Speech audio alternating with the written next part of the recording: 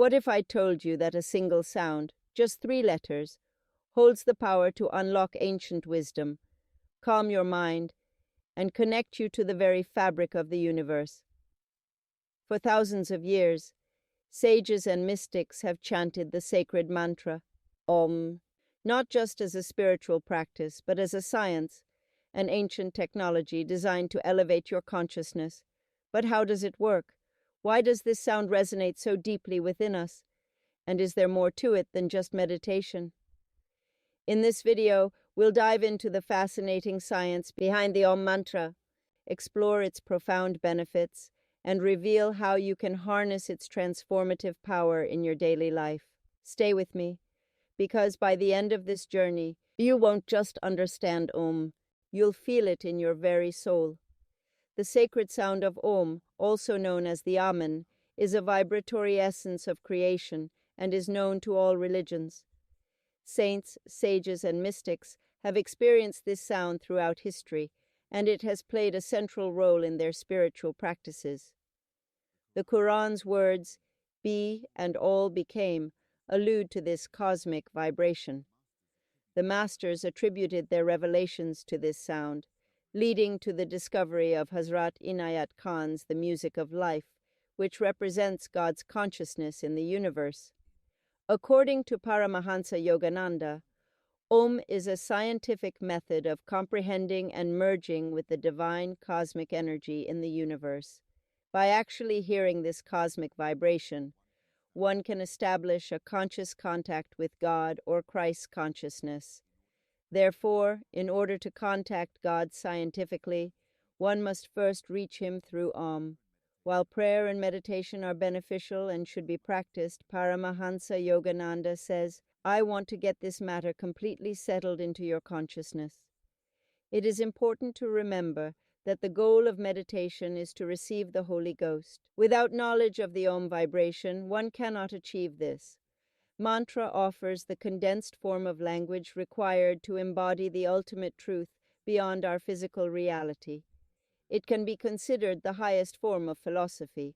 According to David Frawley, a mantra is a more profound form of expression that mirrors the universal principles, or dharma, as they are known in Sanskrit. Mantra is the language of dharma, which helps us comprehend what dharma is and how it functions. In mantra yoga, the various sounds represent the natural and spiritual forces that govern the cosmos. Beginning with Om, the cosmic word, we can comprehend the sacred sound through the lens of a tradition that has appropriated it through mantra yoga, moving from mysticism into a structured and standardized practice.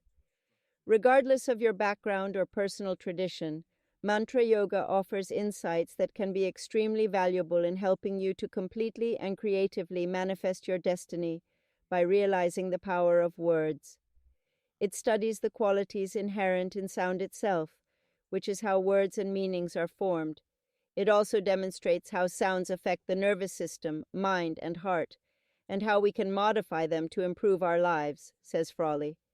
The word mantra comes from 2 Sanskrit words, manas, meaning mind, and tra, meaning to protect. It is a tool used by the mind to free itself from its vagaries. The journey from mantra to freedom is a wondrous one, as the mind expands and deepens, ultimately understanding the essence of cosmic existence. A mantra is an inspired, intuitive, and rhythmic utterance that comes from the realization of truths about God, self, nature, and cosmic vibrations. Yogananda, an ancient Indian philosopher, believed that the sacred sound of cosmic vibrations unites the universe and divine intelligence. Joseph Barrett Cornell, founder of Sharing Nature Worldwide, emphasizes the concept of the holy sound of Om as the bridge between nature and spirit. Om is the stream of God's consciousness into which the soul merges to discover its highest nature. Swami Kanda believes that Om transcends conflicting beliefs and offers mankind a universal highway of awakening. The Vedas, voluminous Hindu scriptures, contain elaborate rituals and instructions, while the Upanishads, like the Mandukya Upanishad, are concise philosophical texts explaining reality. The sound Om is a fusion of three primal sounds, A, U, and M. It represents the entire universe and the self, Brahma. Modern Western philosophy recognizes three states of consciousness: waking, dreaming, and deep sleep. The first state is the physical state of our waking experience, represented by the first sound. The second state is the dream state, where the dreamer creates the world entirely from their own mind, represented by the sound U. The third state is a deep sleep state, conscious of nothing, represented by the sound M. The fourth state, called Turiya, is transcendent and intrinsic to all three states. It is another term for the reality that permeates everything, Brahma. This is why the Upanishadic mantra says, "My name is Atma Brahma, since this Atma is Brahma." The hallowed sound of Om expresses the essence of the Advaita philosophy of non-duality. The stillness beyond the third sound depicts this cosmic truth, which is the self and the cosmos at the same time. Dennis Waite tries to explain the semantics of the word Om by saying that if we keep going back to increasingly more generic phrases, language allows us to speak about the things that we observe in either general or specific terms. We will need to create a catch-all category that encompasses all that the word music refers to. Since the cosmic vibration is a manifestation of the divine consciousness, which takes many forms, including light, rapturous divine love, bliss, and total dominance, the most compelling aspect of this cosmic vibration is sound. We can try to perceive it and merge our consciousness with it by listening to the sacred sound of Om. Meditating on its meaning beautifully teaches us how to practice listening to the sacred sound in the silence of our souls. Joseph Barat Cornell describes heavenly peace as a vast and dynamic calmness. Although the cosmic vibration is not audible to the human ear, it can be perceived inwardly by the ear of intuition. People may occasionally sense a hint of the cosmic vibration in places where there is absolute silence. They may hear a soft hum or a gentle murmur, like the whisper of wind in the trees. Patanjali, a great master in ancient India, likened this sound to oil flowing smoothly out of a barrel. What is heard in quiet surroundings is more like a whisper than a spiritually uplifting experience. It is more like a waterfall from a distance or the mighty thunder of Om heard during deep meditation. When the coccyx center is stimulated, gentle noises are often associated with the harmonic activation of each center or chakra. However, this is not always the case. Bumblebee sounds are produced in the sacral region, flute-like sounds at the lumbar region, stringed instrument sounds being plucked from the heart or at the dorsal region, and deep bell-like sounds at the cervical region. Variations of these sounds can also occur. For example, when the coccyx center is stimulated, the bumblebee may sound like a motor, the flute like trickling water or crickets, and the bell is high-pitched rather than deep. Listen carefully in your right ear, paying particular attention to any subtle sounds you hear. If you hear them in your left ear, try to bring that perception gradually to your right ear.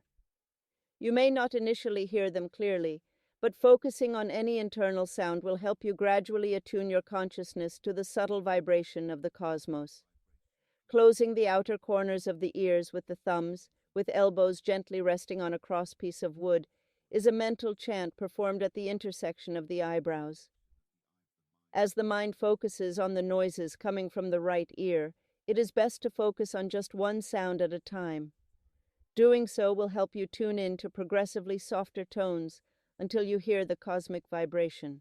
According to Swami Kinandagiri, Om Samadhi is a yoga technique that should be learned directly from a true teacher in all its ramifications. Once Om transcends the boundaries of the body, nothing can stop it from spreading into infinity, and your consciousness grows along with it. When you merge with Om, you acquire its quality of omnipresence. While meditating on Om, treat every sound you hear with reverence. Om is the inward pulling call of the Divine Mother, drawing all her children back to her beloved presence. Joseph Parat Cornell calls this state Om Samadhi. Ramakrishna said that by following the trail of Om, you attain Brahma. One saint claimed that every bird and animal is singing Om. How could this not be the case when everything is a child of the cosmos? Living in the awareness of Om is the ultimate method to assist others, as Om's exhilarating bliss permeates your inner essence and penetrates the hearts of all beings. Reflect on what Om represents and strive to be a peacemaker for all people. According to the Mandukya Upanishad, the soul is the arrow's target, and the bow is Om.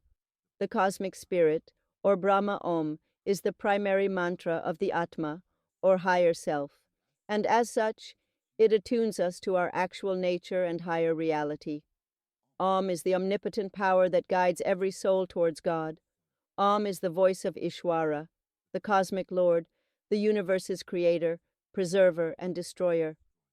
God's 8 qualities are love, peace, joy, power, wisdom, and stillness.